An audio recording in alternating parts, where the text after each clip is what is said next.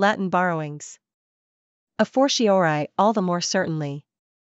If drug users are going to be subject to mandatory sentences, then, a fortiori, drug dealers should be subject to them also. A fortiori in Latin literally means from the stronger argument. The term is used when drawing a conclusion that's even more obvious or convincing than the one just drawn.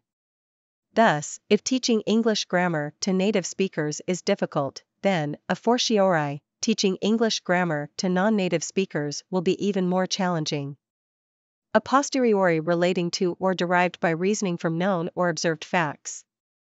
Most presidents will come to the a posteriori conclusion that a booming economy is entirely due to their own economic policies. A posteriori, Latin for from the latter, is a term from logic, which usually refers to reasoning that works backward from an effect to its causes. This kind of reasoning can sometimes lead to false conclusions. The fact that sunrise follows the crowing of a rooster, for example, doesn't necessarily mean that the rooster's crowing caused the sun to rise. A priori relating to or derived by reasoning from self-evident propositions. Her colleagues rejected the a priori argument because it rested on assumptions they felt weren't necessarily true. A priori, Latin for from the former, is traditionally contrasted with a posteriori, see above. The term usually describes lines of reasoning or arguments that proceed from the general to the particular, or from causes to effects. Whereas a posteriori knowledge is knowledge based solely on experience or personal observation, a priori knowledge is knowledge that comes from the power of reasoning based on self-evident truths. So, for example, every mother has had a child is an a priori statement, since it shows simple logical reasoning and isn't a statement of fact about a specific case, such as this woman is the mother of 5 children, that the speaker knew about from experience. Bona fide, 1. Made in good faith, without deceit. 2. Authentic or genuine. According to the broker, they've made a bona fide offer to buy the property. Bona fide means in good faith in Latin. When applied to business deals and the like, it stresses the absence of fraud or deception. A bona fide sale of securities is an entirely aboveboard transaction. Outside of business and law, bona fide implies mere sincerity and earnestness. A bona fide promise is one that the person has every intention of keeping. A bona fide proposal of marriage is one made by a suitor who isn't kidding around. Bona fide also has the noun form bona fides. When someone asks about someone else's bona fides, it usually means evidence of their qualifications or achievements. Carpe diem, enjoy the pleasures or opportunities of the moment without concern about the future.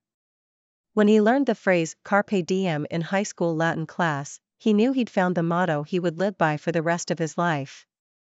Carpe diem, a phrase that comes from the Roman poet Horace, means literally pluck the day, though it's usually translated as seize the day. A free translation might be enjoy yourself while you have the chance. For some people, carpe diem serves as the closest thing to a philosophy of life as they'll ever have.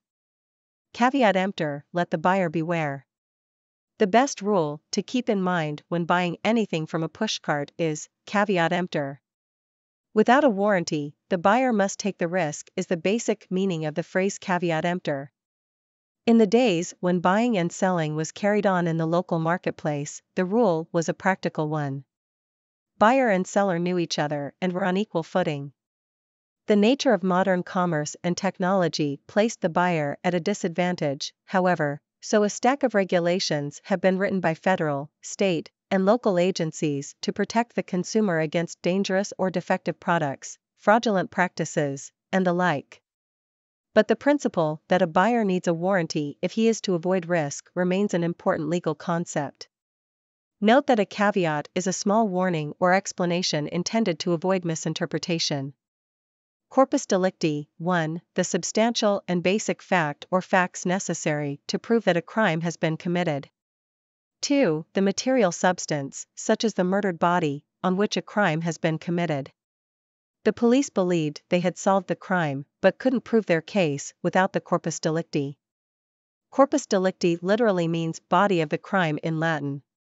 In its original sense, the body in question refers not to a corpse, but to the body of essential facts that, taken together, prove that a crime has been committed. In popular usage, corpus delicti also refers to the actual physical object upon which a crime has been committed. In a case of arson, it would be a ruined building; in a murder case, the victim's corpse. Curriculum vitae, a short summary of one's career and qualifications, typically prepared by an applicant for a position. Resume. The job advertisement asked for an up-to-date curriculum vitae and 3 recommendations.